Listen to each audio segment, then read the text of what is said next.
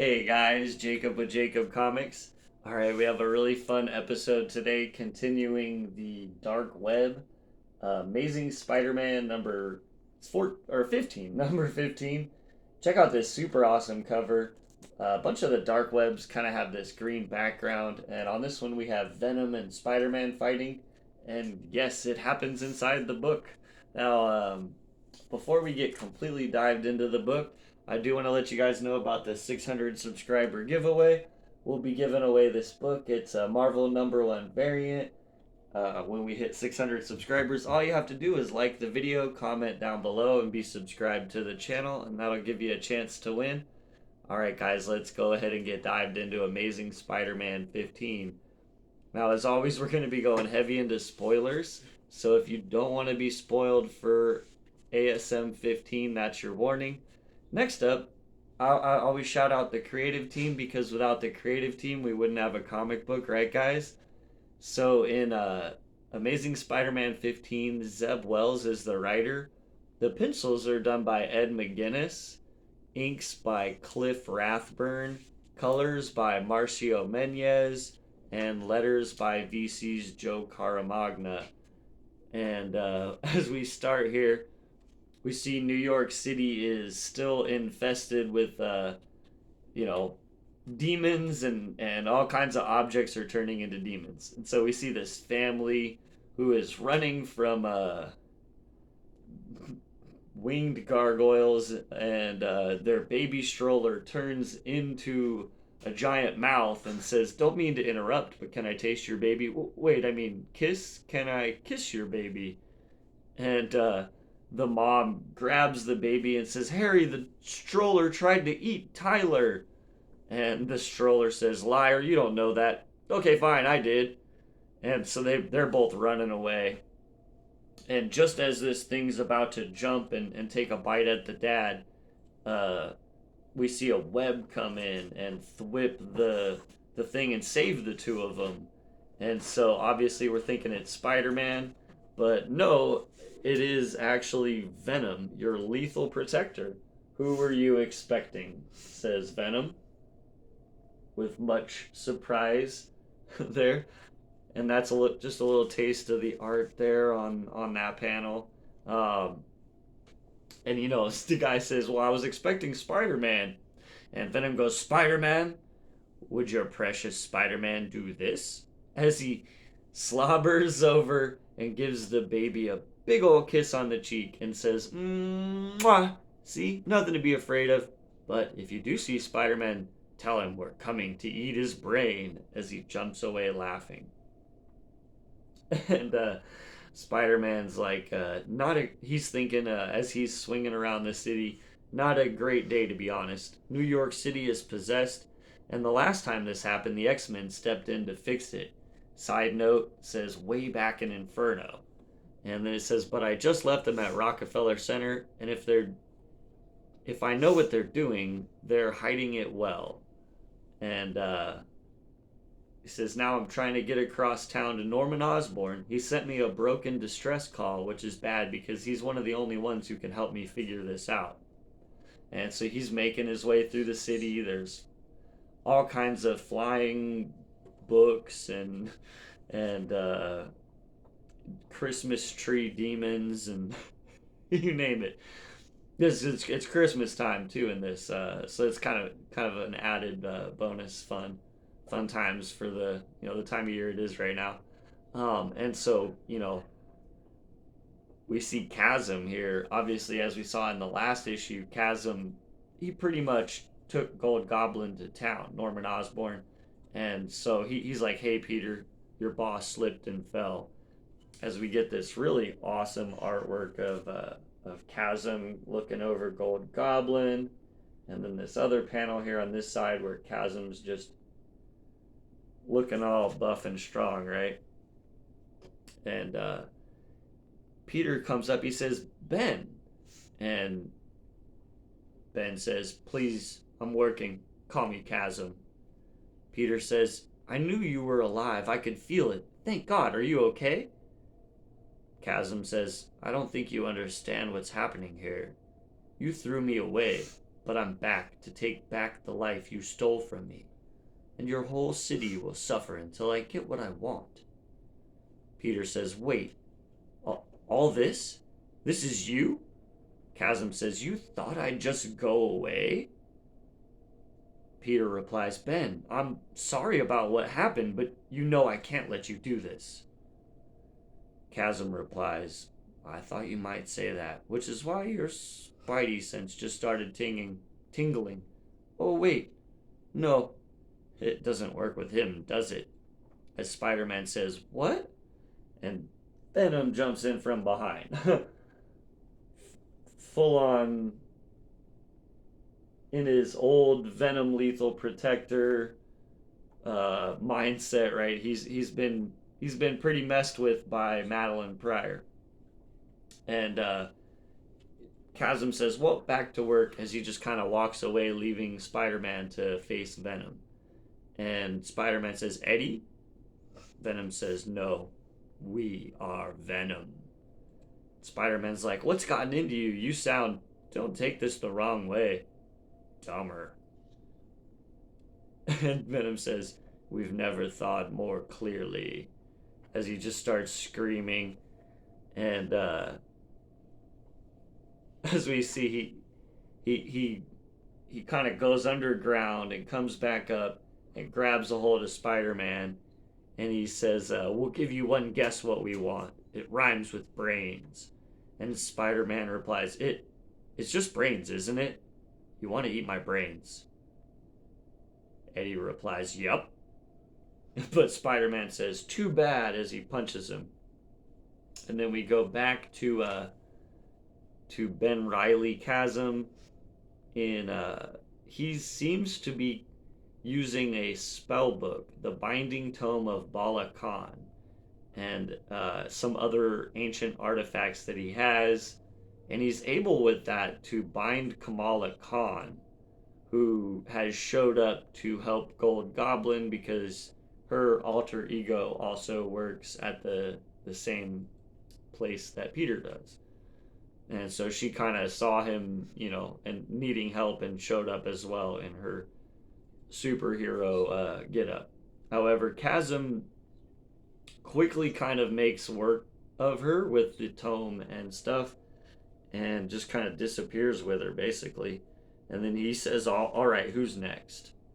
And so we go back to Peter and Venom with this amazing art here, just to kind of show another panel for fun.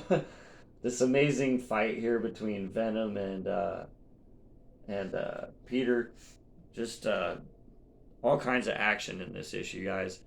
And they're kind of having at each other. Peter's not doing too well. Venom's sort of winning, right? And he's like, this is easier than we thought. Maybe your brain is so small, we'll eat you in one bite. Yum. And Spider-Man says, hey, my brain is a 4-course meal, okay? And then my spider sense isn't the only trick in my book. I also know how to run. As he basically just starts running away from him.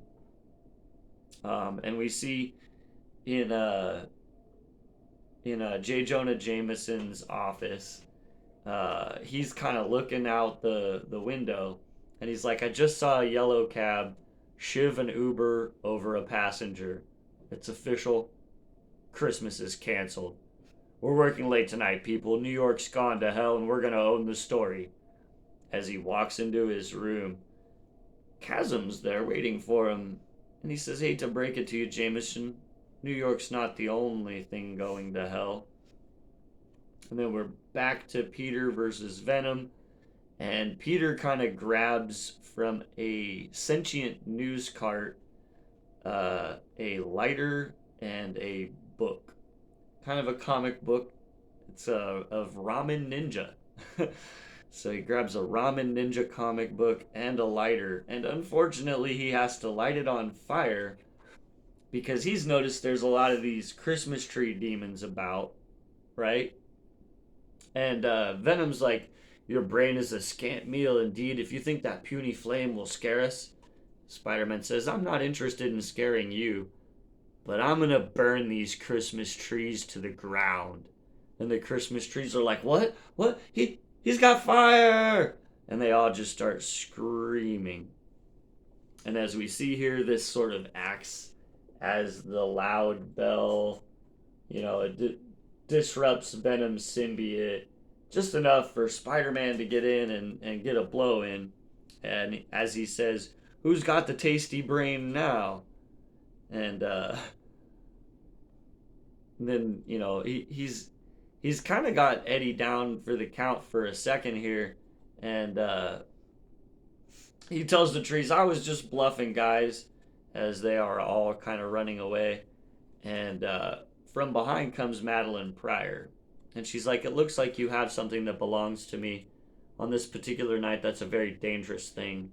Hallows Eve is with her." She says, "Let me have him." And Madeline Pryor says, "No, no, we have work to do." Spider-Man says, "Wow, you really do look just like G." But before he can get the name out, Madeline Pryor cuts him off. "I've heard, but let's not say her name. I might get upset and take your mouth." Peter says, Is that something you can do?" She says, "Quite. Better you keep it shut. Forget we were here. We're doing secret work. Work that requires Eddie Brock." Peter says, "Hold on, you can't just take him. He's unhinged." Madeline replies, "That's a matter of perspective." Peter says, He tried to eat my brain." "Oh, very well. He's unhinged," replies Madeline Pryor. "But you've got other things to worry about. It seems our mutual friend has completed his chores." As the final page reveal is that Chasm is ready and got enough powers, I guess he thinks, to take out Peter and get. I mean, his goal in this has kind of been to get his memories back. So whatever he's gonna do to Peter, it can't be good. He seems to have a lot of different powers from Madeline Pryor's limbo realm, and yeah. um, I'm definitely having a lot of fun with this one. This I really like how Venom was taken back to kind of old Venom in the current comics, at least for just a little while. I had a lot of fun with that. That actually made me laugh out loud the first time reading this. So that I got a kick out of that. Chasm, I'm still interested in seeing what's gonna happen with this, with this fight with Chasm, and how it eventually all plays out. Obviously, guys, I don't know if you noticed, but I'm actually on the side of hoping that Ben Riley ends up coming out a good guy after this, honestly. But retaining this new super awesome get up that he's got. I don't know. That's kind of where I'm at with it. Um, and I feel like we could still get to that. He he's definitely been had the wool pulled over his eyes by Madeline Pryor, as we've seen Madeline Pryor was able to do to Venom, who, as the King in Black and such a strong and powerful character that Venom is nowadays, that obviously shows you the massive power levels that Madeline Pryor is in control of right now, right? I mean, think about this too. Is that she's a clone of Jean Grey, who like Jean Grey is an Omega level mutant. She's one of the most powerful beings to have ever existed, right? And so the clone of Jean Grey is obviously going to be just as powerful once she learns how to use her powers. And that's kind of always been Madeline Pryor's problem, is that she's been so mentally messed up that she's never really been able to fully tap into her full potential. But it seems as though this trip into limbo has not only, kind of finally made Madeline Pryor whole enough with herself that she is being able to tap into these powers, and in addition has this additional power set from Limbo that she's using these different magical items and such to do a lot of this stuff. If you saw earlier in the book, I think it was earlier in one of the Amazing Spider-Mans or one of the tie-ins, we saw Madeline Pryor actually has kind of a chamber that she's putting Venom, Hollow's Eve, and Chasm in to erase what memories she doesn't like and leave the memories that she has been able to then use the memories that she's left with them to twist them to her will, right? And so that's, like I was saying before, she's the big bad behind all this. But I'm definitely curious as to how it's all gonna play out, and how all the pieces fall at the end. I think that's what has me most interested. And it's just fun. It's fun too that they threw Venom in here so we could get an old school Spidey Venom fight in this issue 15, which was just kind of a super fun throwback. And of all the events that I have read, this one to me feels the most like one of the older events. So I'm having a lot of fun with this. I give Amazing Spider-Man 15 a thumbs up. That's what I have today, guys. Remember, if you like this kind of content and you watch this far into the video, super appreciate it. Like, comment, and subscribe will enter you to win the Marvel #1 that we're giving away. All right, guys, we'll see you tomorrow, and have a great day.